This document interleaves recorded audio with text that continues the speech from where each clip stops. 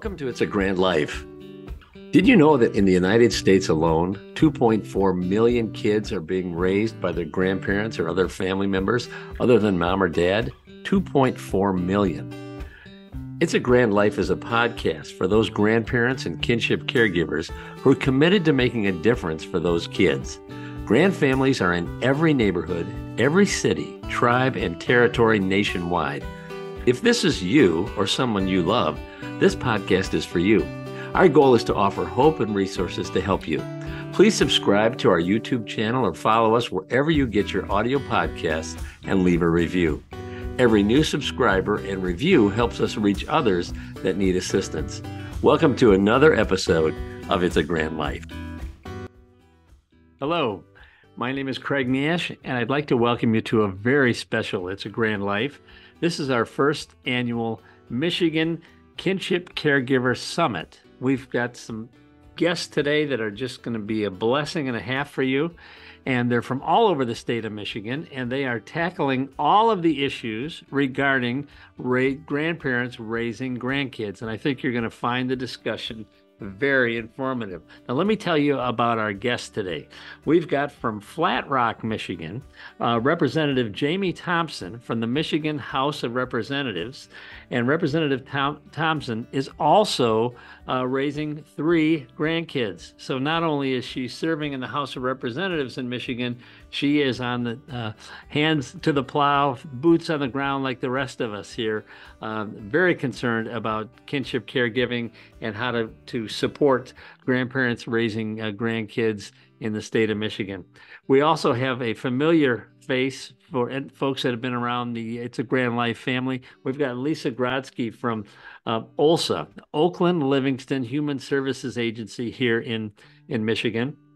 And Lisa is I want to get this right now, she is the program operations manager, and specifically with grandparents raising grandchildren for OLSA. And that, again, is Oakland Livingston Human Services Agency. They do just a phenomenal job, and Lisa is just absolutely the right person to be on this initial summit.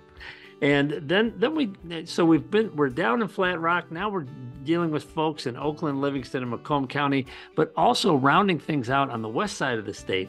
We've got Jan Wagner, who is from Ludington, Michigan, and she is an advocate for grand families. She is also raising a grandchild, and she's been doing it for, 18 years or so, and just absolutely on the forefront of what grand families need, what type of support do they need, and you will really enjoy her input in this discussion. She is also a advocate with the Generations United group, the same group I'm part of out of Washington, D.C., and you're really going to enjoy chatting with her.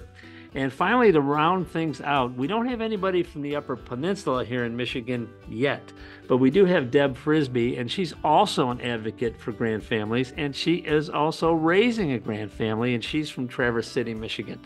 So this is our panel here today, and I just kind of let the ladies chat about the issues, and I think you're really going to be blessed with that. And I look forward to having these folks on in subsequent shows to really address what is lacking as far as supporting grandparents raising their grandkids. So stay tuned and be blessed on It's a Grand Life. Why don't we just take a minute and you guys introduce yourselves and then we'll get into some of the subject matters here. Why don't we start with Representative? We'll start at the bottom of the state and work up to Traverse City. All right. Okay. So Representative Thompson, you fire away. You're in Flat Rock. Yes, I live in Brownstown, which is very close to Flat Rock. Okay. So I represent the the counties of Monroe County and Wayne County, living in Wayne County.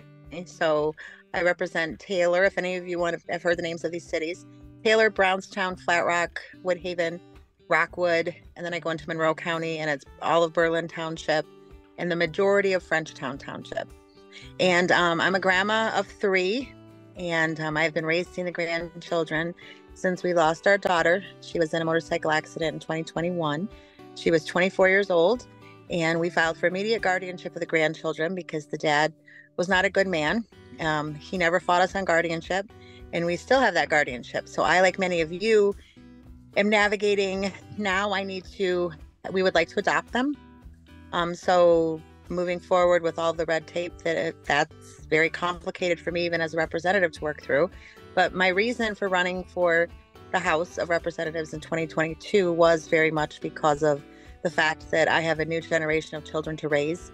At the time of the accident, my daughter was 24 and our two boys were 22 and 20. So now my sons are 22 and 25. So we do have the two sons as well. And then the three grandchildren. They, at the time of the accident, were 3, 5, and 7. And now they are 6, 7, and 9. They're doing very well. But knowing that I needed to be a voice for not only grandparents raising grandchildren, but just for parents raising kids in a crazy world that we have right now. Right. And I took all that hurt and pain of losing a child. And I believe probably I did have to bury it, but I just had to ask God, tell me what to do. And it was very clear that I needed to use my voice and my passion for children and families. And I ran for office. I'm not a political person. Nobody brought me on or urged me to run. I just did it on my own. And I got to the people and I talked to them and I won a seat that I was not projected to win. Wow. So that's kind of, and I'm a nurse. And so I serve on Family, Children, and Seniors Committee, Health Policy, and Behavioral Health as well. I think those are the three areas we probably all want to chat on today. So yes, every bit of fight I have is in those three committees. And you've got the perfect background for that. So let's go to the Pontiac area. Lisa Grodsky, tell us a little bit about yourself and what do you do for a living, Lisa? Well, it's nice to meet you, Representative Thompson, and please accept my condolences for your loss. Nothing's more challenging, as all of us know, to bury a child. I work for a community action agency.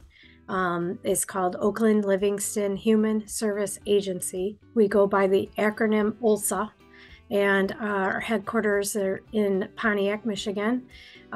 We service Oakland County and Livingston County, which is just north of the city of Detroit.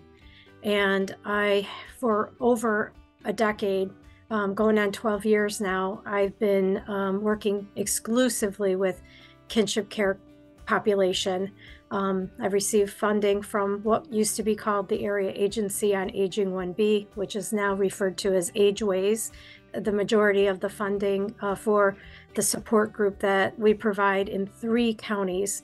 AgeWays services 6 southeastern Michigan counties, which are my service area of Macomb, Oakland, and Livingston counties, but they also provide services for older persons in St. Clair, Monroe, and Washtenaw counties. So that's actually in your district. Ironically enough, Monroe County and St. Clair County are the 2 counties that they do not have kinship care supports in.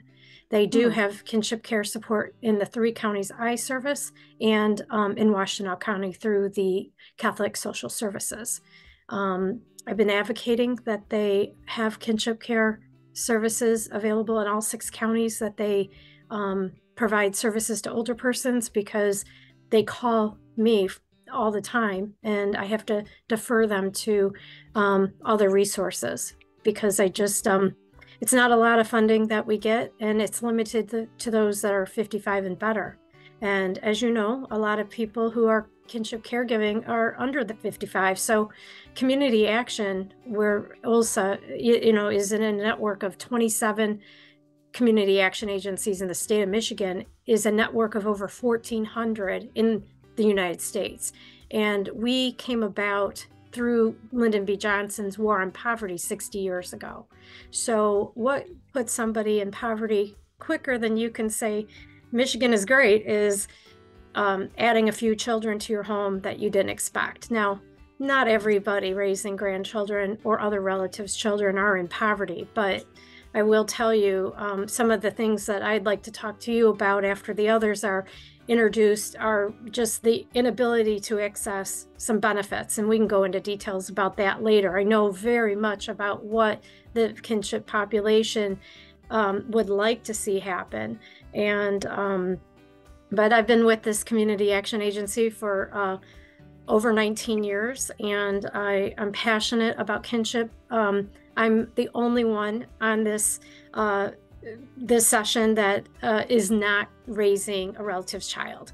But I did grow up in an intergenerational environment. Well, I didn't grow up in that. Let me go back. As I was graduating high school, my parents decided to have almost a second family within our family. And so there's a huge age difference between my sister and I and my two younger siblings. So I get the dynamics of, the grand family for sure, because there are more years between my youngest sibling and I than my mother and I. So, oh, wow. Yes.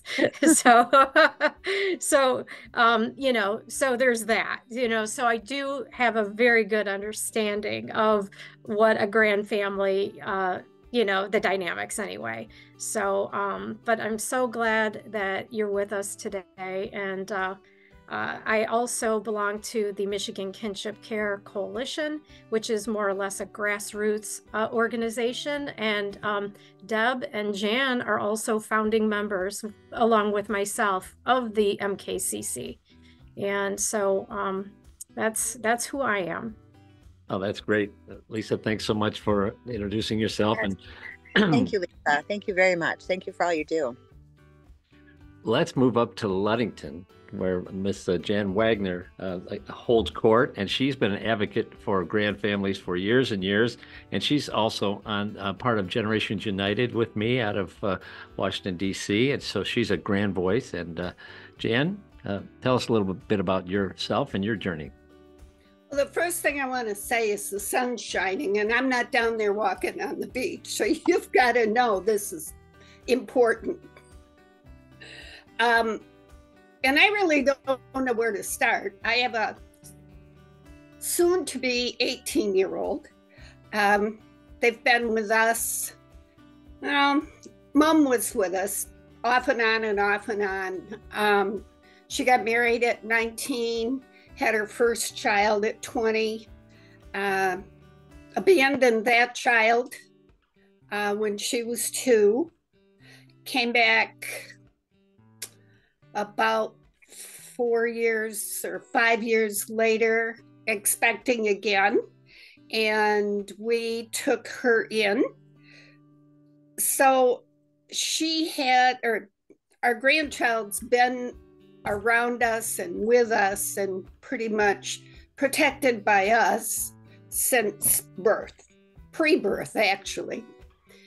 So at 2, I had been going to different places, and I had talked to Child Protective Services on more than one occasion about the fact that my grandchild was being neglected. I would get phone calls from someone that would say, she left the kid here and she hasn't been back to get him, or she showed up and now I'm missing some pills, things like that. And I had known from the experience that my son-in-law, my ex-son-in-law now, but her first husband had gone through, that the route I felt I needed to take would be through protective services. They didn't do anything. I talked to the pediatrician because he was a really close friend of ours. He said, just keep communication, stay close, keep your eye on things, because if you lose complete track of everything, I don't know what you're going to do. So that was what we'd done. And she would be in and out and in and out, different boyfriends. Sometimes it was just meeting men on the internet, and she would take that little baby with her. And it got to the point where I said, don't. She's fine here. So shortly before her second birthday, my daughter decided to find herself again. And I said, you're going to leave me power of attorney and I'm keeping the baby. Baby had been kind of failure to thrive and was not walking very well, was completely nonverbal, and was not eating solid foods at the age of 2. And in order for us to start engaging the early on programs that were available, we needed to have that guardianship. Well, she scribbled a power of attorney for medical and walked out the door and didn't come back. And we waited a little while, and then I went to protective services again, and I said, look, we have to do something. We're not protected, the baby's not protected. And pretty much what they told me was, as a mother can leave her child with anybody she wants to, as long as that child is safe. And that child is safe with you. Well, they didn't know that. They didn't know me, but Right. You know, the child is safe with you. You're taking care of it and everything else. And so their idea was, if you force us to open a case, we're going to find your daughter and we're going to have her come and get him. And if things don't work out, you probably will lose track of that child. The child will wind up probably in care somewhere else, and you know, you may never see them again. So my advice is to go to the court and get guardianship, and then we can go from there. Well, what we found out, and I know Deb knows the word, I know Lisa knows the word, Representative, I'm not sure you do or not, but the word is, we were diverted. We were a diverted kinship family. You go get guardianship from the court, and then we'll talk. Well, what that meant was, and then we'll talk means, and now you have guardianship and you're informal and you're not a part of the system and we can't open a case. So you're on your own. And we were on our own for any of the services or any of the programs. Caseworker, we couldn't get our hands on a caseworker. It got to the point where my husband had some heavy medical issues at the time, and he couldn't work. He had also had a construction company, and it was during the time when construction in Michigan dropped right down to nothing, and they had gone bankrupt. And of course, we were being, you know, sued for funding and everything else. So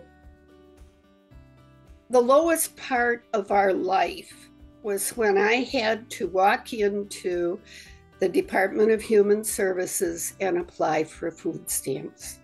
Mm-hmm. And it wasn't because I was a caregiver, it was because we had absolutely no income and there were 3 of us in the family. No insurance, life insurance was gone, everything was gone.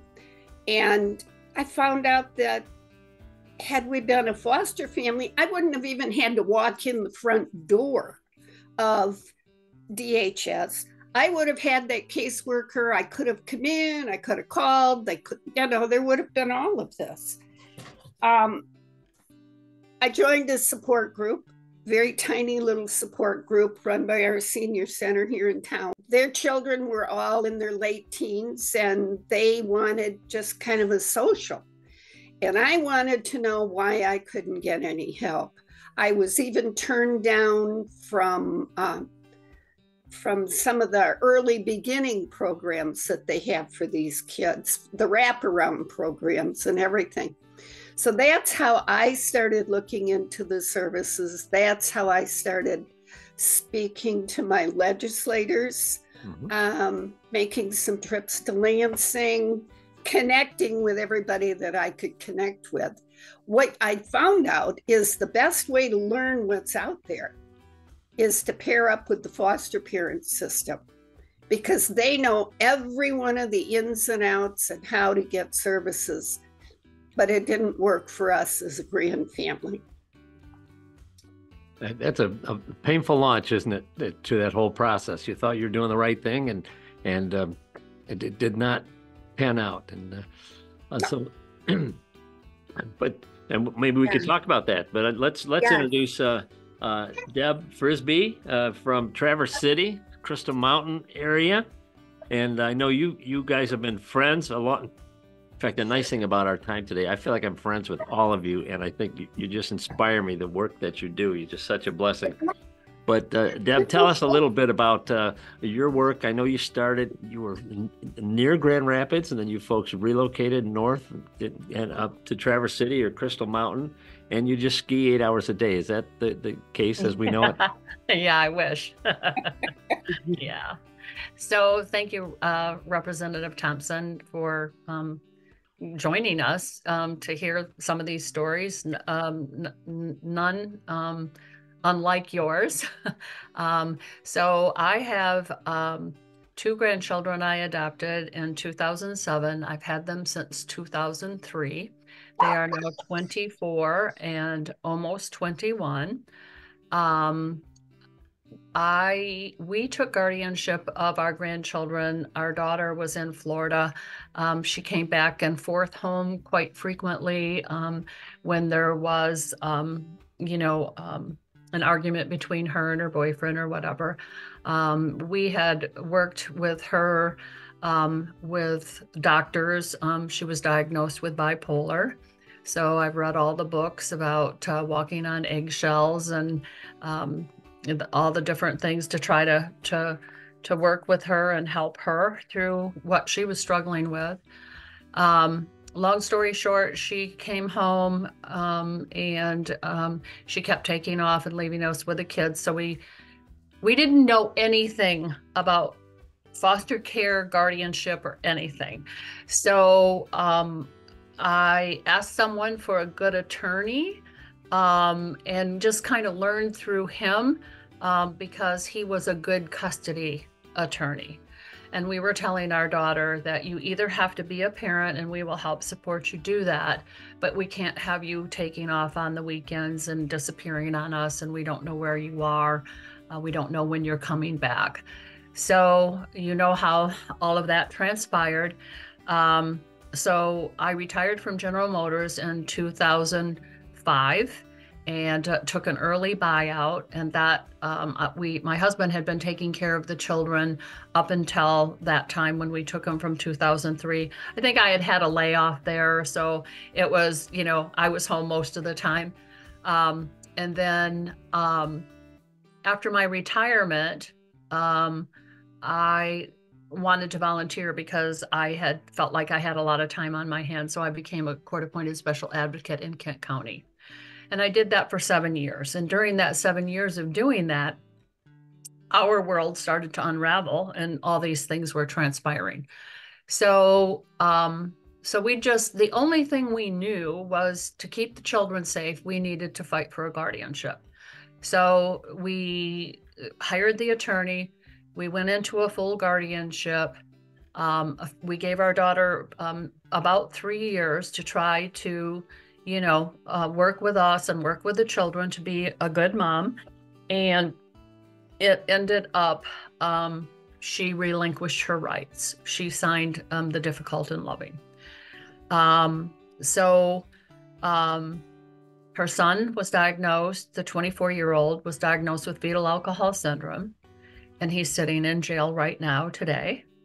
My daughter is very wise and just a great kid. She's been a spokesman for kinship for a long time, working alongside of me.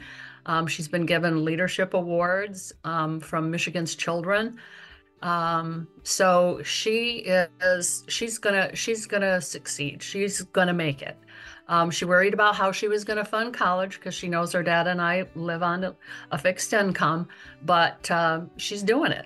And So I've been at this, like the others have said, for a long time. When we moved north in 2012, I said to my husband, you know what, we've been through this, and I was going to do CASA work out of Traverse City.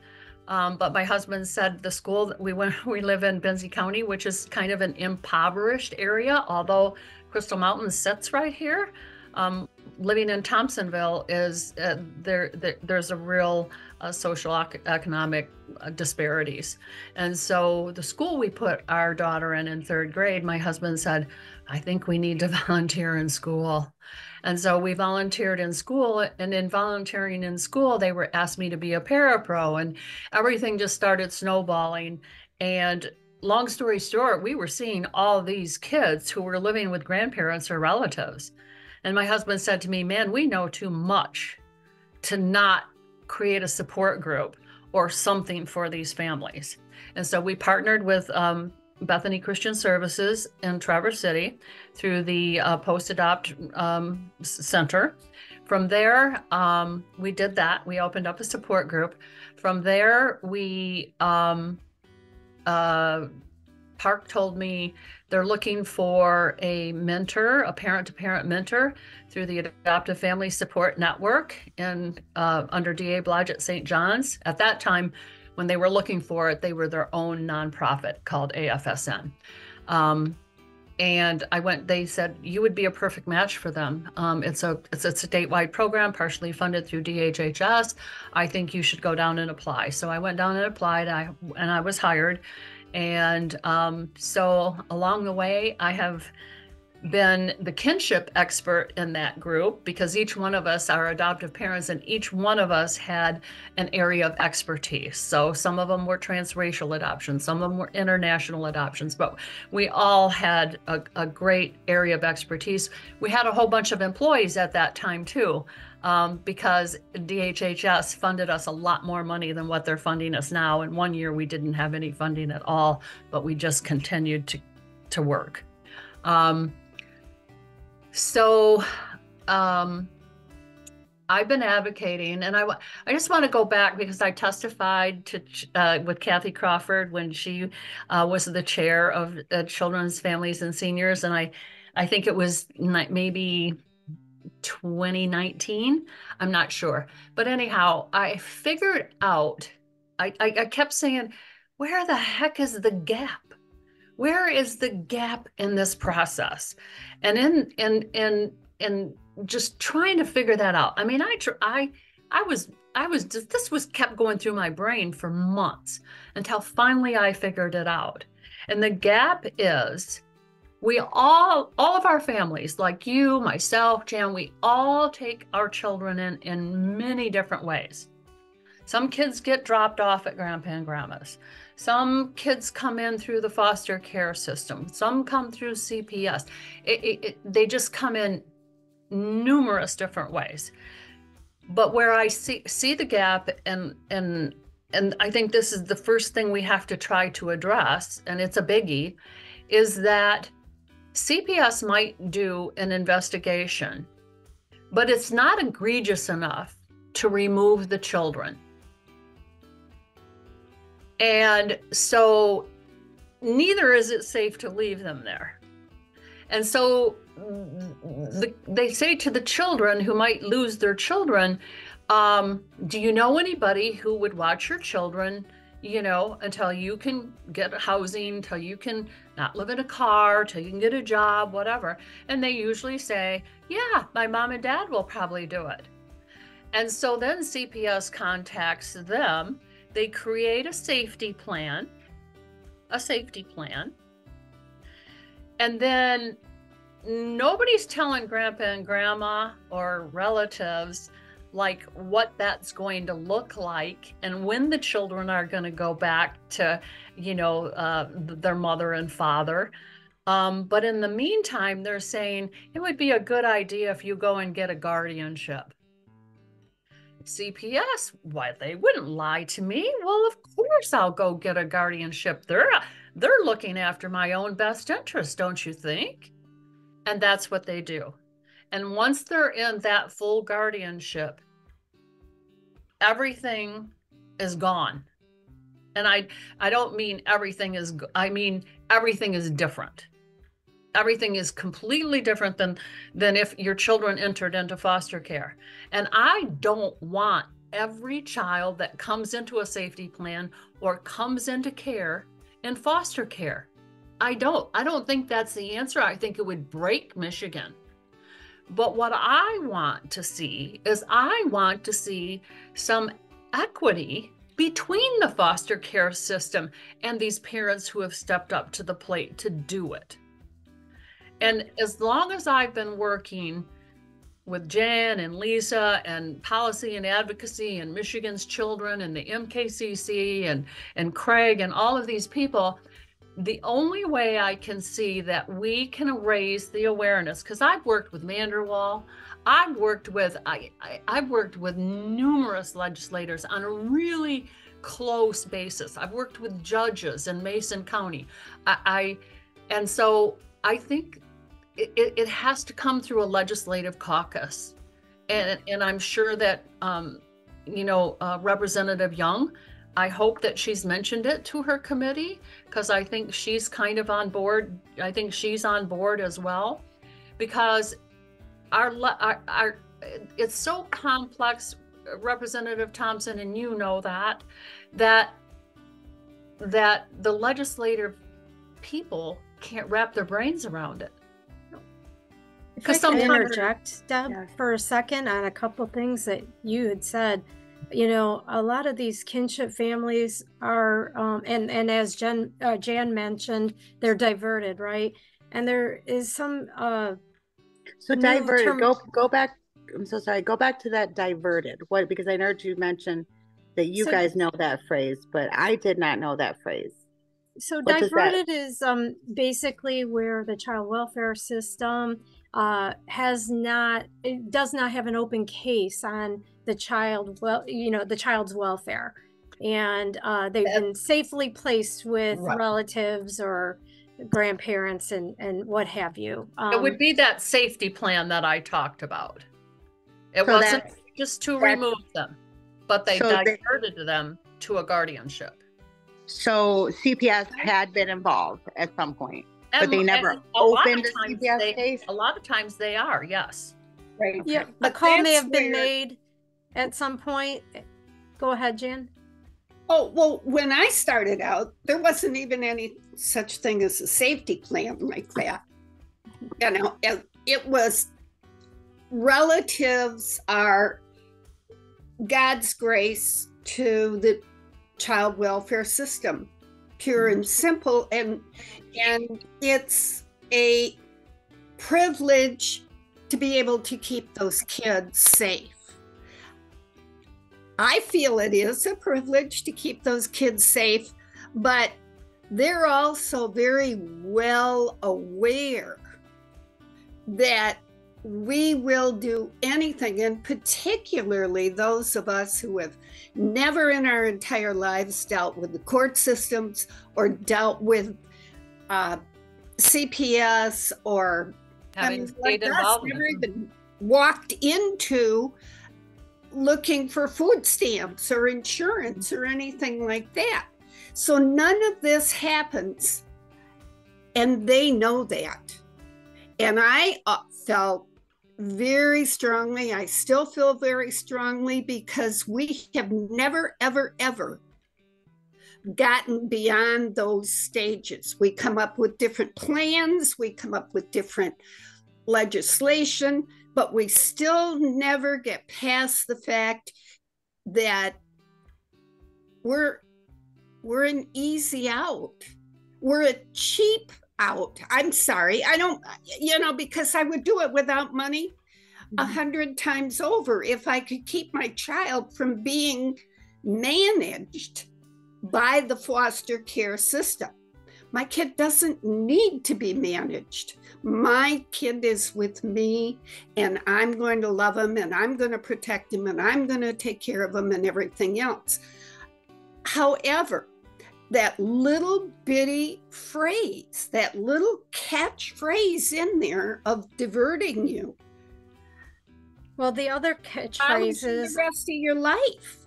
Right. Well, and the whole informal and formal placement, you know, if you were to ask any judge in the state of Michigan who grants guardianships, legal custodies, or power of attorneys of children, and tell that judge that what they're doing is informal, I bet they'd argue that fact.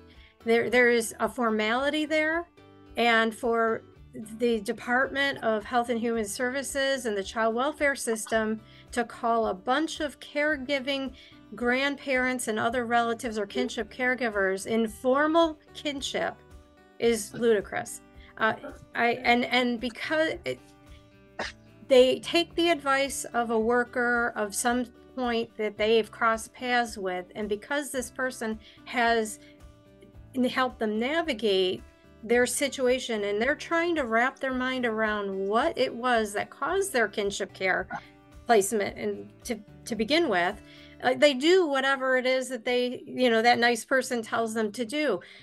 I've had hundreds and hundreds of people share in our support group that they were never given any kind of information about what it would mean to them by going from foster care to guardianships. But I can tell you, after a few months, they noticed their worker wasn't returning their call. They said they didn't have an open case. All of a sudden, their childcare wasn't being paid for. Their stipend wasn't being received anymore. They noticed changes, but no one would explain to them why. And my ask is that, you know, before anyone gets guardianship, that they get something in writing. So they clearly know. All of us want to be a well-informed adult as we're entering into these agreements or processes. And this is just not happening to an overwhelming amount of people in our state who are kinship caregiving grandparents and other relatives. The other ask that I would have is that when they go into a place like the Department of Health and Human Services and fill out a MyBridges application for food assistance or Medicaid for the children, they're often being denied because they're over income, because they worked at one of the big three like Deb, or they're nurses, or they work in the medical profession like yourself. These are people with compassion. A lot of school administrators and teachers are kinship caregivers as well, and they're being denied. So like we're all working for our Social Security and retirement one day, but the state is expecting these older persons that are on their fixed income to suddenly have to use the income that was meant for them to take care of themselves for the rest of their life and slice it up like a Thanksgiving pie. And they get the smallest pieces. And I should probably causing them to be in destitute.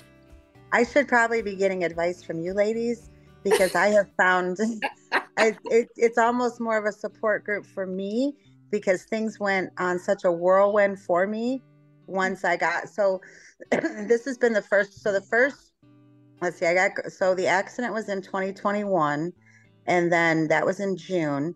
In July, we were already getting hearings. So by, I think, September, we had official guardianship, and that was in September. And then in December, I decided to run for office. So we had, like, probably, in all honesty, maybe 25,000 in savings. So after the accident, you can imagine, we could do nothing more than sit at the kitchen table with my mother and honestly at that time drink coffee and smoke cigarettes. Like we were just totally lost. So putting all my passion into the campaign and everything, we went through that whole year. I felt like God said, you're okay. Your bills are going to get paid. Use your money and live, pay your bills. My husband stopped working in construction. These stories are so similar to my story, because he too owned a painting and drywall company that was very successful. Kind of dwindled a little bit because of COVID. So we managed to kind of cover ourselves with just enough jobs we just let our employees go, but my husband did the jobs and then I would help on jobs. And then as far as nursing went, I had already went contingent at nursing because of COVID. My daughter had all of her online classes because she was going into the nursing program as well. So she was like right at the point that all of her classes would be complete in order to apply for the program at Schoolcraft. So when COVID put the kids online and put her online, we were very similar to, oh, no way, you're not dropping out. whatever we have to do for you to be able to get your nursing license so you can take care of these 3 kids, because we knew the dad was never going to get his crap together and help her. Right. It was up to her and us. So I went contingent at work and was only working maybe 1 or 2 weekends a month at the time when COVID hit. So I got to stay. I just ended up staying with the kids so she could finish school. So when the accident came, if we wouldn't have had that savings, I could have, and then we thought, okay, do I go back to nursing? Would my income be more stronger or look better in the eyes of the court than being a small business owner and not really knowing, is that income steady, or are they going to look at our income like that? Like I would be the better one because I carry a license. And then when I decided to run for office, it was like, okay, we can get through this year. If I win, then I will have an income. And are you going to go back to work, or are you going to stay with the kids? So he has struggled with going back to work. I feel like he's at a place that the kids are in school for 6 hours a day. He could start going back to work or doing something else maybe, but he has spent so much time not only dealing with the loss of Jordan, mourning that loss, being probably very over concerned and over nurturing of the children, and been out of the social element for so long that I don't know. So basically our income, like I was floored. I thought, a state representative made 71 or 72,000 a year. But when I got my tax return, I made 63,000. So I'm raising a family of 5. I'm the only one working, and I make $63,000 a year. So I was like, okay, well, we passed legislation that we could get, more of our earned income tax credit. So I thought, well, at least that might help. I made 63,770, and the earned income tax cutoff is 63,330. So I would have gotten like probably $7,000 back for having the 3 children had I made $400 less. So our taxes, I just did my taxes just to see what it was going to be on TurboTax, $2,100. And I was thinking in my mind, all the years that I'd been a nurse raising 3 children, I would always get back $7,000, $8,000. And I would use that money to maybe, put a new floor in or catch up on bills. You could always expect something. $2,100. I'm getting $2,100 back. And I'm like, what am I gonna do with that? Pay the kids, pay up their tuition maybe for an extra month. Mm-hmm. So the money is, I feel you guys on that. And I know I'm concerned even with me just having the guardianship, because I had people tell me maybe I should have fostered them because they lost their mom. So dad just split. But in the reality of it, he could pop back at any time. He could just come back in, and where would my rights be? So there are no laws in the books in the state of Michigan that I'm aware of. And the thing is lawyers are taking advantage of kinship care because they are dumping a lot of money into the pockets of attorneys who give them this false hope that there might be a chance.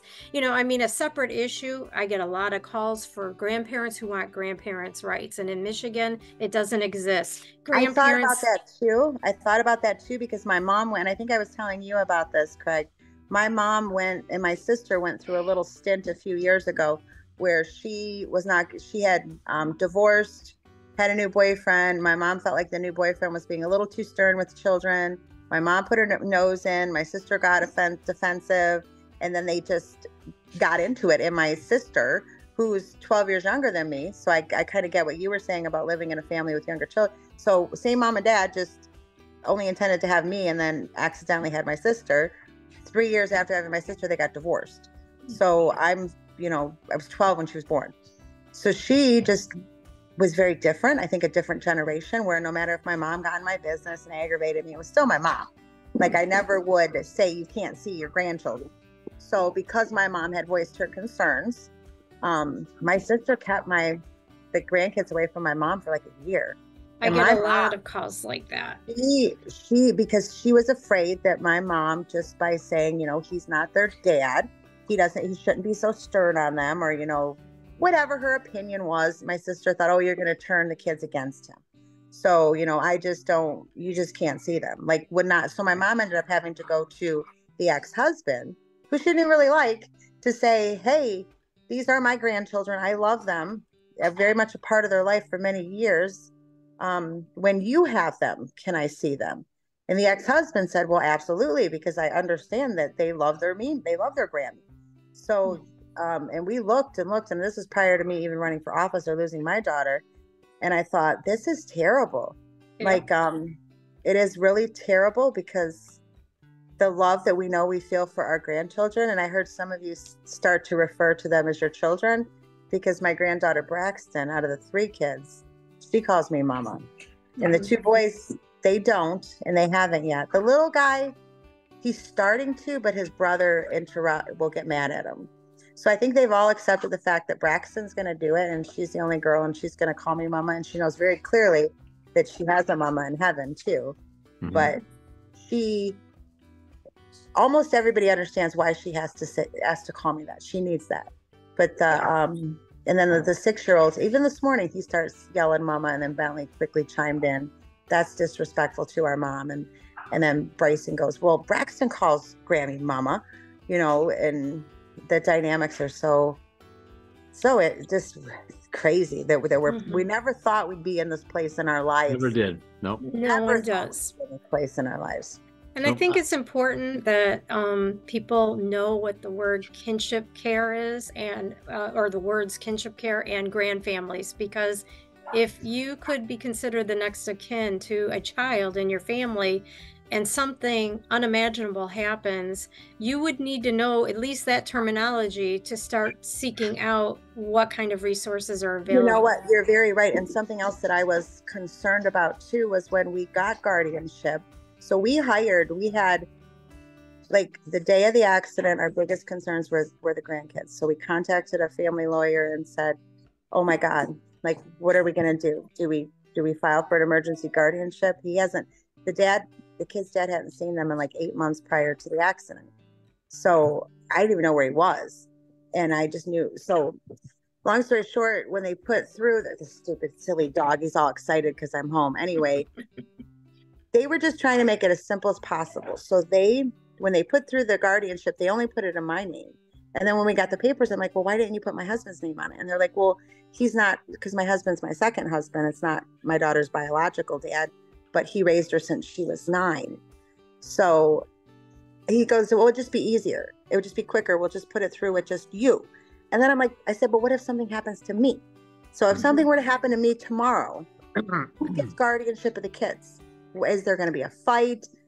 Could they reach out to figure out where the dad is, his parents?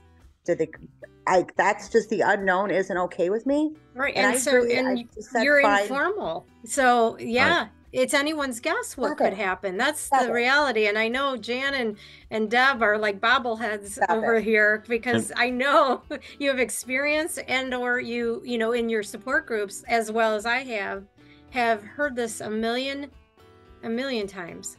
In fact, I think Deb got her hand up. So you want to add to this, Deb? Yeah, so I'm going to go back a little bit. I mean, because when you asked us to have this discussion with Representative Thompson, you said she wants to know what she can do. And, we fed you with a fire hose of all the little nuances and the complexity of being in the informal guardianship, plus your own complex family unit or whatever, even, talking about what, what you're experiencing right now, worried about what would happen if something happened to you. So the one point I wanted to make to you, and I don't know if some of these things that I'm going to mention to you are simple changes, or if they're going to be really, really hard changes. But one of them is that I just think is just astounding to me, is that in 2003, my attorney said, Deb, you can apply for temporary assistance for needy families. It's based on the children's income. The children don't have any income. That's another thing. So my grandchildren, just to throw that in there too, they do get $400. Each one of them get $400 a month from the state, because my daughter had paid into Social Security a little bit. We use that for their tuition, because they go to parochial school. So for the 3 of them, it's $1,650 a month, and they get $1,200. So we still cover the $450. But and in all honesty, I don't even know how to claim that on my taxes. I mean, this is me being honest with you guys. This is how much of a just everyday normal representative I am. Right. So, but the TANF, which most people that are going into informal guardianships or CPS is telling these people to go to the court to get a guardianship, most of them are never told what their resources could be or where they need to check for them. And it's a knee-jerk reaction, you know, because you didn't know you're going to get your kids, but you're going to take your kids because you don't want them to go into foster care and you don't want them left with the adult children who are having a hard time doing it. So TANF in 2003, Temporary Assistance for Needy Families, which all of these people are eligible for unless their children have an income, was $158 in 2003 when I was getting it. Do you know what it is today? What's that? $158. Oh my gosh. Now, how can legislators know that and say we have to do something about that?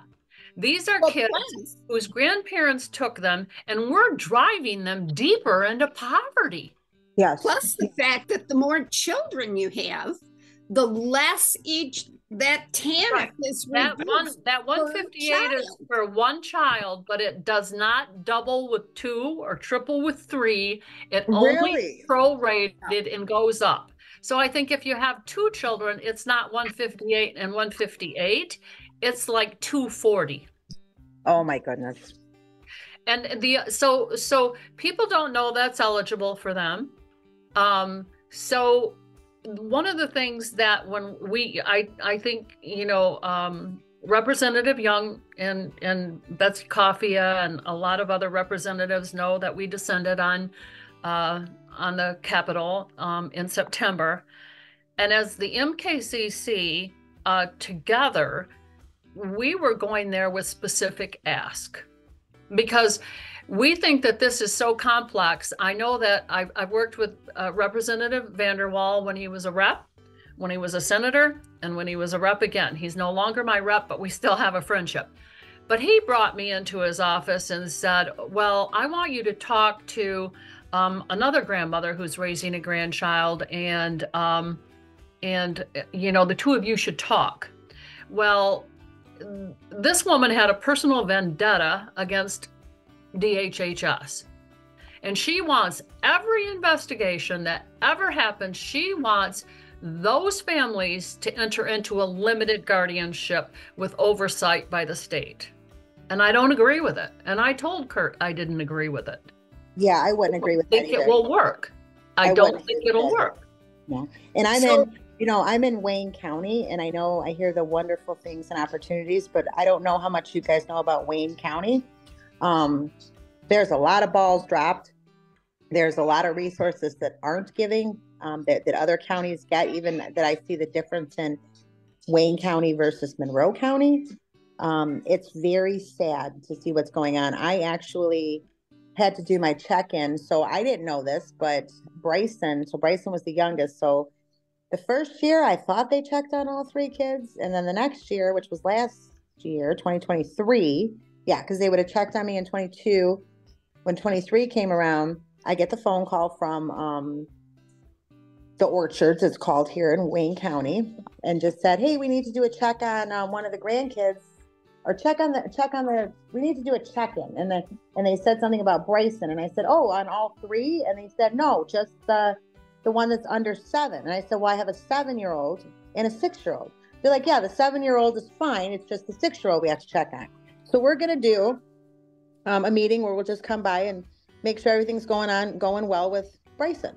So I'm like, okay, well, we kind of panicked. And I think I told Craig about this because you never know what they're going to look or do. So we made sure all the smoke alarms were fixed and the rooms were perfectly clean and the fridge was stocked. And I just probably went overboard because you never know.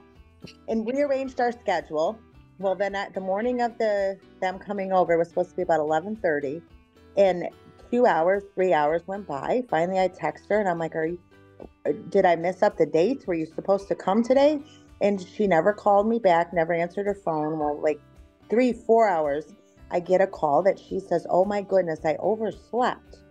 can you just do a Zoom with me? And all I need you to do is show me your fridge and show me Bryson. And I thought, wow, you don't know me from Adam. You don't know if these kids are safe, if they have a bed. You don't know nothing. And yet, you know, I'm a state representative because I had to give my occupation. And I kind of skirted around it. I remember saying I work for the state. And them saying, well, what is your role? And I said, okay, I'm a state representative, because I really didn't want to advertise it. But I thought, wow, these poor kids that no one is accountable for saying that they've checked on them and they're not checking on them. And why 7? Why under 7? Something bad can't happen to an 8-year-old or a 9-year-old? Where did this magic number of 7 come from? Yeah. So, you know, yeah. And, you know, every county is different. Some counties, you know, you're supposed to have an annual review, and I assume you were up for an annual review. And so that's why someone had to come in and check on you. And some counties don't even do annual reviews. You'll send you the paperwork, you fill out the paperwork, and you send it back. And that's what I've been telling legislators. If there's an estimated 54,000 children, but I know it's more than that because I think Generations United Grand Facts are like 69,500 in the state of Michigan. So I say to a legislator, if there's not, and there's a lot of oversight in the state, and it's intrusive. And I get it if you don't want the state involved and you want a guardianship. But I want the people to know before they enter into a guardianship exactly the difference between the two and what that looks like. So, you know, when I'm working with kinship families and they're in the middle and they don't know what to do, do you know what Jan and I talked about this years ago? What grandmother would let their kids stay in a situation until it got bad enough or something happened to them in order for CPS to go in and remove the children so that I could raise them in, you know, in foster care and have the support that I needed? So that's the difference. So the difference between foster care and guardianship is that foster care gives you the extra resources and guardianship don't. Yes, yes, and it offers reunification to the parents. In my full guardianship, if I wanted to be a real jerk of a mother, I could tell my daughter, "You're never going to see these kids again." My daughter passed away too in 2022 at the age of 40.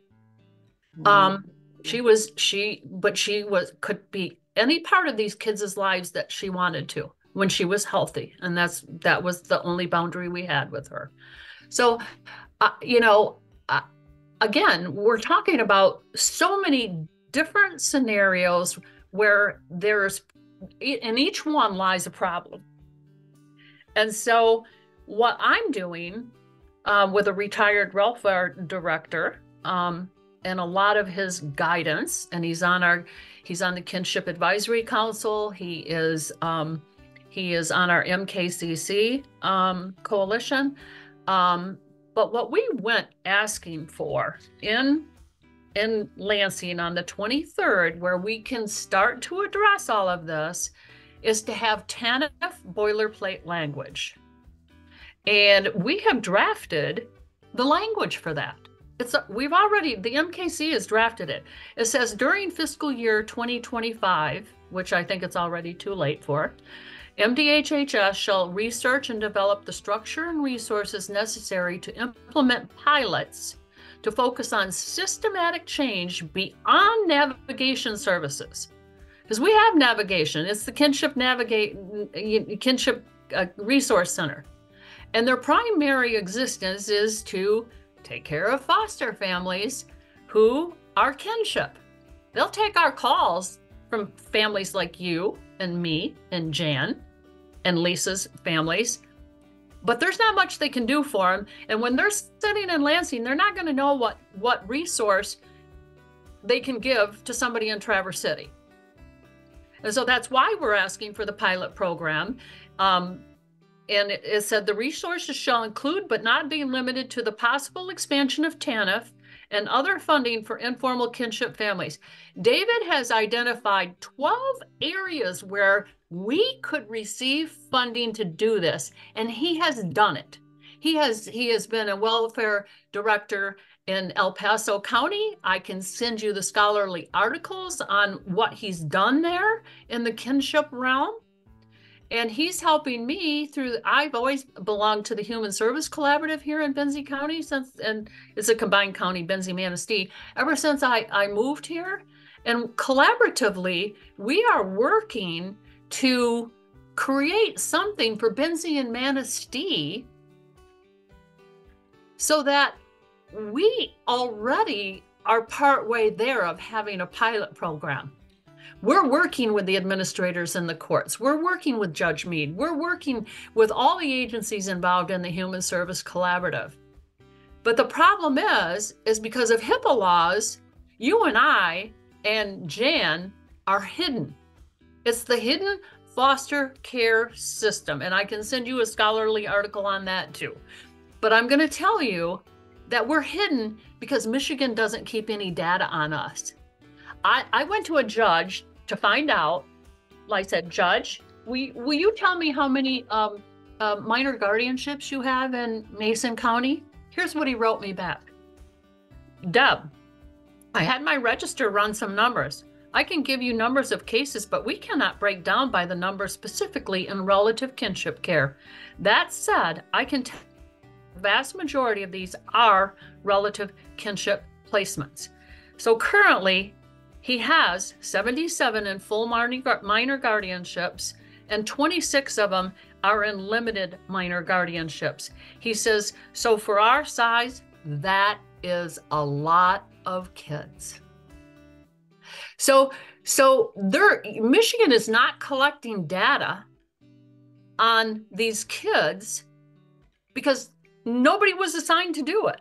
And well, how many families do you think there are that, in all honesty, that, and you know, and I got to say this first and foremost, like I think I had told Craig initially, the ultimate, it really doesn't matter how we all came into this place, whether we lost our child, whether it was due to addiction, whether it was due to mental health, we suffered a loss, you know, and my loss versus someone else's, I would never say, because I couldn't imagine having to be put into a position where I had to keep my grandchildren safe and feel like I had to not turn on my child. I don't want to say that, but choose my child over my grandchild. That would be a terrible situation to be in. Right.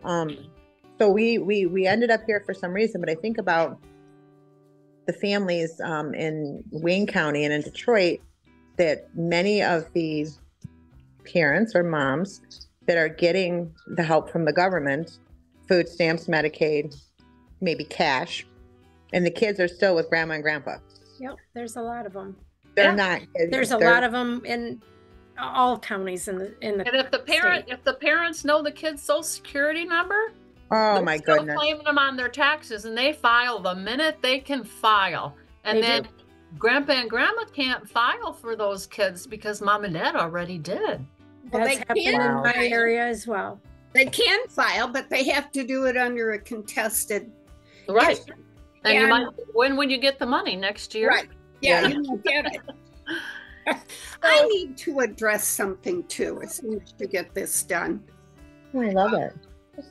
Is the fact that, you know, and Deb adopted, I adopted, we had the child with us for 4 years, and we adopted because we kept waiting and waiting and waiting for my daughter.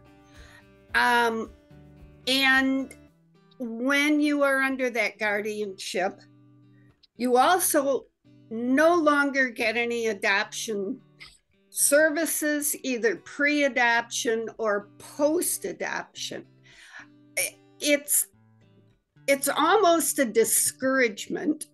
You know, keep the kids, keep them in guardianship. But by adopting, even that piddly little amount of TANF goes away. Yeah. The child care goes away. The Medicaid goes away. The free lunches at school go away. I mean, everything goes away if you adopt that child.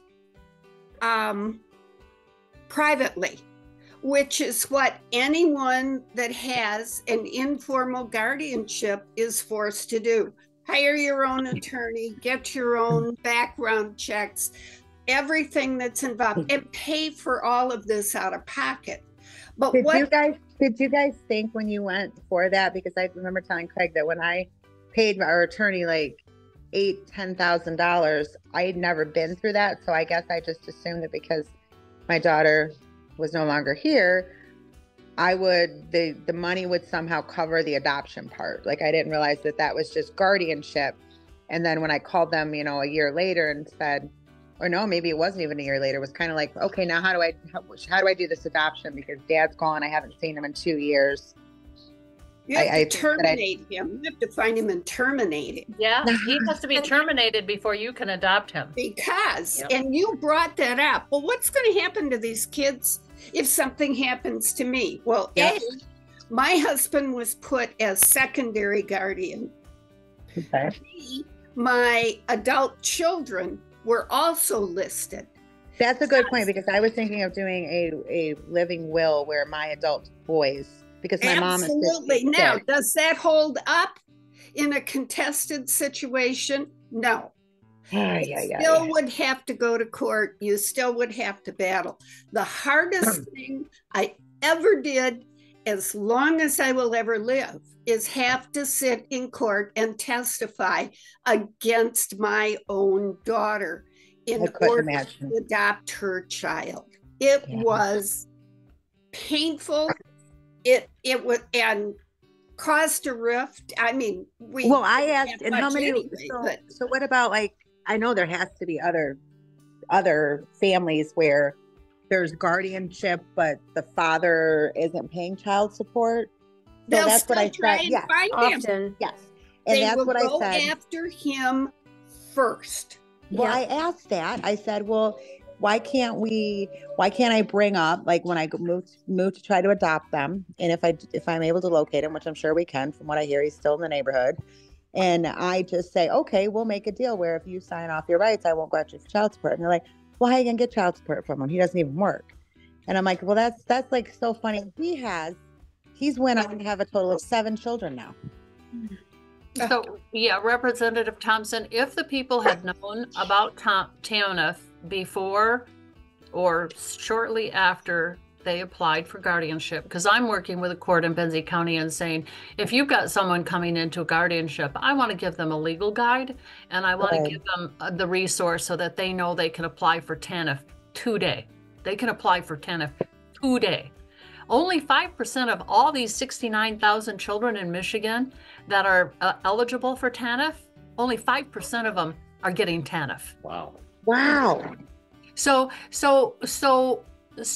if they knew they could get TANF, with that comes Medicaid for the child, and it would get switched into their name. Because right now, grandma can bring a child to the doctor, but nope, we can't see him. The Medicaid's in mama's name. Well, you know what? They tried playing that with me when I said that I needed emergency guardianship, and they tried saying, well, we don't understand why it's an emergency. I said, well, I don't know, because my daughter's not here, and the kids need to go to the doctor, and they're going to have to be registered for school. I think that's kind of emergency to me. Yeah. And so then so go back to your child support. TANF triggers front of the court to go after child support. Now, are they going to pay it? 95% of the families, probably guys and women who are requested to pay child support, don't pay it. But I have to say, in your case, as I don't give legal advice, but, I know everybody's story. So when I'm talking to other grandparents who are saying, well, deadbeat dad hasn't seen his kids for da-da-da-da-da-da-da, I'm going to tell you that when you reach the 2-year mark, if that father has not had anything to do with those children or paid child support. So I'm telling people, when it gets close, don't bug him to see his kids. Don't bug him for child support. Just let him make those choices, because then it's so much easier for the court to terminate his rights. Then they call it abandonment. Thank you, because I'd heard that rumor And Yeah. I didn't know if it was really true or not, because that's what people were telling me. And I don't know how it, every county is probably different, but Yes. but I think that's a pretty known fact. Well, back in 2019, the three of us, Jan, Deb, and I, went to U of M Dearborn for a panel discussion with some lawmakers at the time about the custodial de facto law that flopped.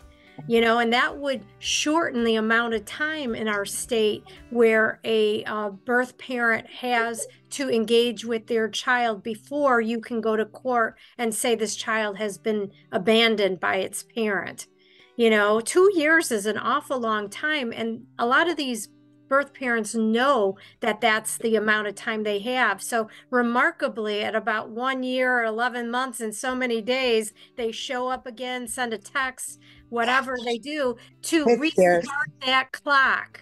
It scares the holy heck out of me, let me tell you. It does, because I really understand why the courts want to keep the children with their parents. I understand it, but you think of the fact that they have not seen at a young age mom or dad in 2 years. They don't know them from Adam. Right. They don't remember. These kids and when I was a CASA, the attorneys always would tell the judge, look, this child has been, 3/4 of his life with the foster parent or with, whomever. And that child has bonded with that person over that period of time.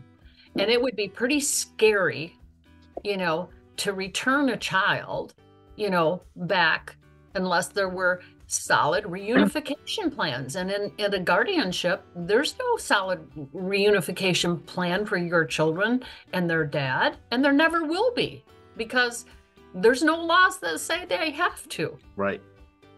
In a limited guardianship, and people, Representative Thompson, so many people are confused that a limited guardianship sounds like less than a full guardianship, and that is not the case.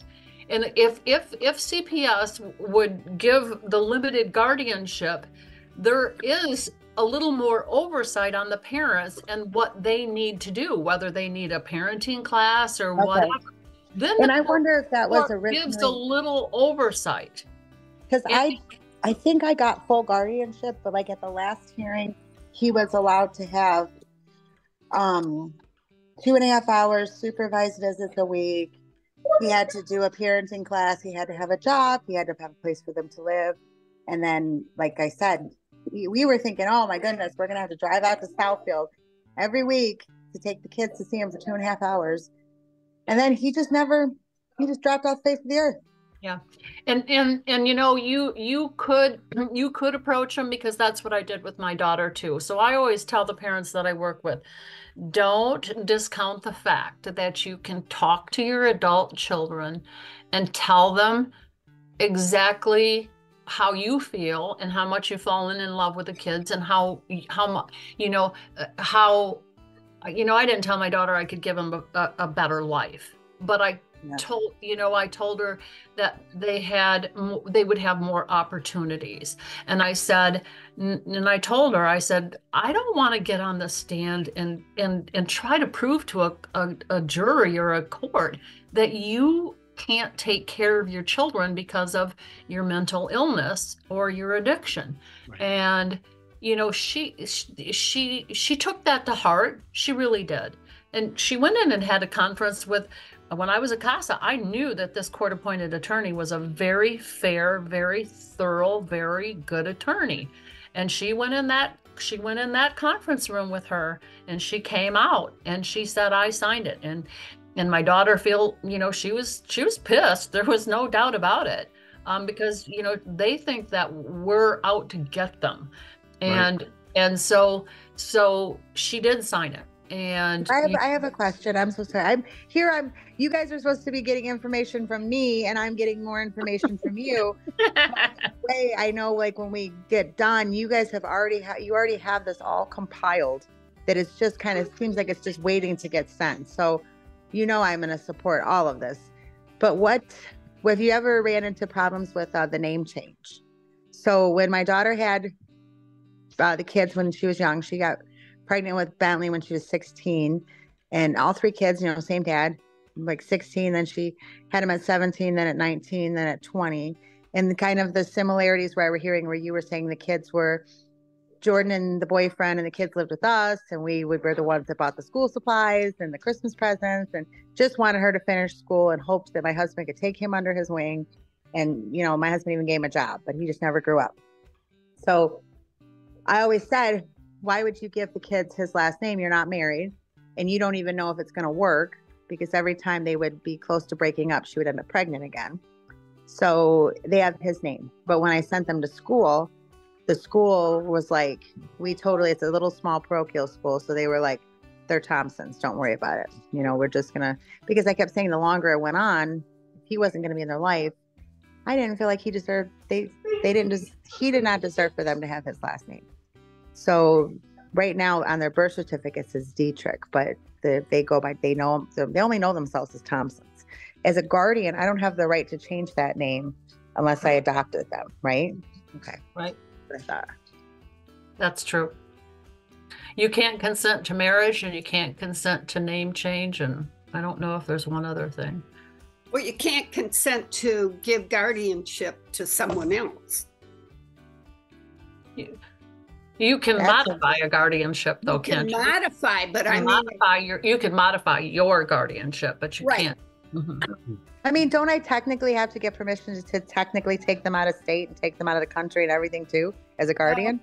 No, I don't. Okay, I didn't know that. But if they were in the foster care system, you would have to. But Representative Thompson, they've made it. They in 2019, because of a federal lawsuit, or this huge lawsuit that happened, because they were putting kids in foster care in kinship homes, but they were getting paid less, and da da da da da. So this big lawsuit was won in 2019. You can, when the state comes in, if you would have gone into a formal foster care placement, they could come in and they can give you an option to either become foster care licensed or to take care of your children in an unlicensed relative placement. That's what it's called, unlicensed relative placement. It's less intrusive, but you still get all the services that a foster parent gets. Because I'm assuming if there's drugs, so I actually have a big fight right now with the Hawthorne and with Walter Reuther, and I'm going to be doing some big calling out on some stuff with them going on, because I've been following what's happening with these kids in the mental health world. Mm-hmm. So we already know that if there was drug issues, and there's a lot of the grandparents taking them because of the, mom or dad being on drugs, and the kids are born with fetal alcohol syndrome or addicted to crack, those traumas and then the extra diagnoses and all these things, I'm going to assume that a lot of the children that are in Hawthorne could be some of these kids. And I don't even know where my train of thought was going with that, but this is it's so entangled. But as you start to peel the onion away, you can see these problems. And then so I'm not on any appropriations committee, but I talked to Donnie Steele, who's on MDHS appropriations, and she's like, what did she say, 560 pages of programs that the DHS has, that not one of them have really said, does this work or does this not work? Like, if this doesn't work, then why are we doing it? No one would be opposed to giving money to a program that works. Mm-hmm. But if there's no measurable outcome to if it works or not, mm-hmm. the millions and millions, and it seems like there's no oversight at all. It's just, you do whatever you want. So this hospital, like, I have been calling for a hearing pretty much since I got to Lansing, because a group of moms that I connected with on Facebook realized that, who I was and what I was passionate about. And they were a group of moms that started a Facebook page called like Advocates for Mental Health for Youth in Michigan.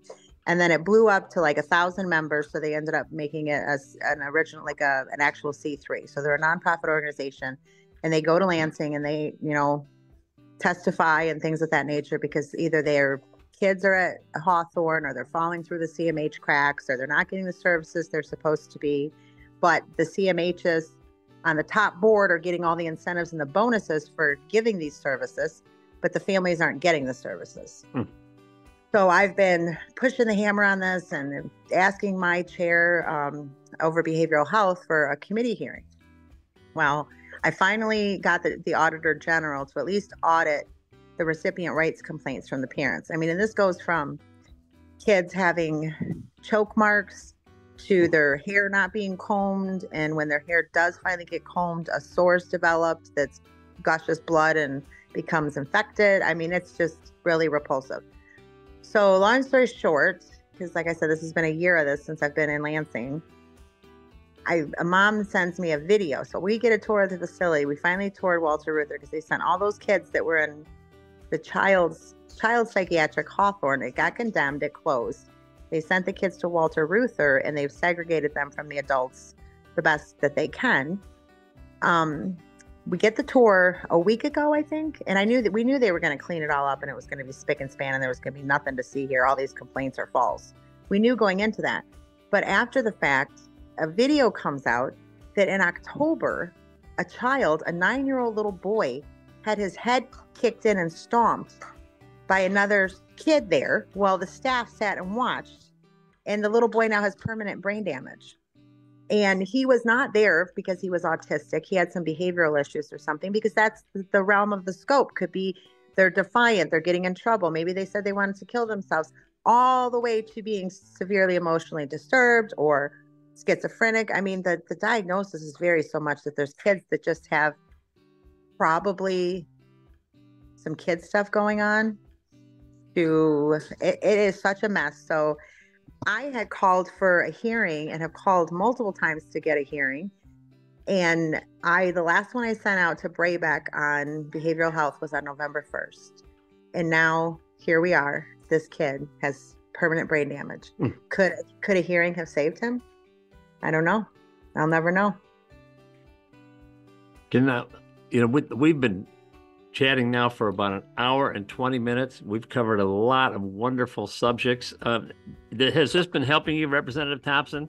Oh, incredibly, because and I tell everyone that I talk to this, I can talk about health. Like I'm very beneficial on health policy because of my experience in health and being a bedside nurse and my experience with mental health. I never worked in a facility, but a lot of my patients had mental health. So learning from people and having them tell me, here is how you fix this, because we've been in this world for, like, it sounds like you ladies, for years. And like you said, it took you a long time, Deb, to wrap your head around it and say, okay, where's the real problem? Because we're thrown so much in Lansing. I don't even get time to spend on one topic, but I like talking to you that says, I've been working this for 10 years. Here's how we fix this. So yes, this has been very beneficial. And I think that we'll have to have many, many more. I'd love to talk to you guys on a regular basis. And I work very well with Representative Young, very well. Her and I have a very good relationship. There's very few things, it's very like partisan issues that we don't see eye to eye on, but everything else, we're just like, we're right there with each other. Yeah, this is nonpartisan. And I know that Representative Young had testimony from DHHS, and I know that in the end, someone from the MKCC had to go up and correct what he said because he was giving her incorrect information. Oh, boy. Because she was asking about a situation where she thought she should take a guardianship. I was listening to the broadcast on the computer, because if there's a meeting and you guys are talking anything about families or children, I usually try to tune in. So I was watching that day and I'm going, yeah. They'll just say they don't know. Like they don't know, they don't have the answers, and they come in and that hotel or whoever's in charge of it, or the liaison, Charday, she don't respond to my calls. And then when I actually called Hawthorne one time and just said, I'm a representative. I've had several complaints from parents saying that they've reached out to their recipient rights advocate to advocate on their child's behalf because their kid is filthy or has lost weight or whatever the complaint is. Can you just give me a call back so we can talk about what's happening? They didn't call me back. The Department of Health and Human Services called me back. And I said, oh, isn't that funny? Like what? Someone's looking into what you're doing. So now, you got someone to cover you. It's terrible. It is so terrible and so broken, and it breaks my heart. Mm-hmm. And I thank God for women and dads like us that these kids do have a voice. Mm-hmm. Yep. And I think Lisa wants to use her voice. She's got her hand raised here. I do. Representative Thompson, you mentioned Representative Donnie Steele, and I was in touch with her office as well as Representative Brenda Carter's office recently. Another concern I have with kinship caregiving grand families in our state is that there isn't a safety net to protect them with housing crises. You know, we have the most vulnerable of the population, older persons caregiving for minor children, and especially those that are in renting situations. Landlords are finding loopholes, and these are people who have been renters in the same place for a decade or more. And the reason why I called her office is because in December of 2023, I had a grandmother who raising 5 grandchildren and also a caregiver of an adult child, a disabled adult child. So there's 7 of them all together. She'd been in this townhome for 32 years. Wow. And somehow this landlord found a way to evict them. And they were facing homelessness right around Christmas time. And it's the biggest service gap of them all for kinship caregivers. And for somebody who is saving the state of Michigan millions of dollars because they have been raising grandchildren for 12 years, 5 grandchildren for 12 years. And this is, we all know what the sandwich generation is. This grandmother, I call a triple decker because she's also a caregiver for another adult, not just the grandkids. Right. And to have 7 individuals like this displaced, you know. I had a friend whose dad rented in Woodhaven. She was always, you know, she was brought up low income, but she did very well for herself when she got out of her parents' home. But she was telling me her dad had rented this little house in Woodhaven for, Lord, we met when we were like 15, so 30 years or more, and then they up and sold it. So he was paying rent like $400 a month or something like that. But yeah, they just up and sold it, and he'd been there 30 years paying his rent every single month. And that is crazy. There just needs to be some safety net in place for somebody that is giving of themselves in this capacity as a grandparent raising grandchildren, saving the state a lot of, keeping those kids out of foster care. They need to have some sort of delay or something, because 30 days, boy, they were out on the street and left to find. There has to be, and I know our time is getting short, but other things that I really would hope that and I know that your children are probably a little older now, but you can imagine what we're going through raising 6, 7, 9-year-old with social media, with the devices, the stuff that the kids are learning and seeing, and that you're like, what the heck? My kids, my 2 boys played video games, but this insane, scary addiction that my 9-year-old grandson, where we have to pry it out of his hands like it's crack or something. And I can see, I could see people, I'm 47, getting thrown into a situation where you're trying to raise these kids. Sometimes even looking at it like, I think I told Craig this. I looked at it like I felt I raised my kids to the best of my ability, but now I have a chance to raise these ones even better, learning from the mistakes that we made. And it's hard. It is so hard to raise kids nowadays. Well, there certainly are new parenting challenges with, and I'm sure at some point or another, we might find that this type of addiction will be a mental health disorder, unless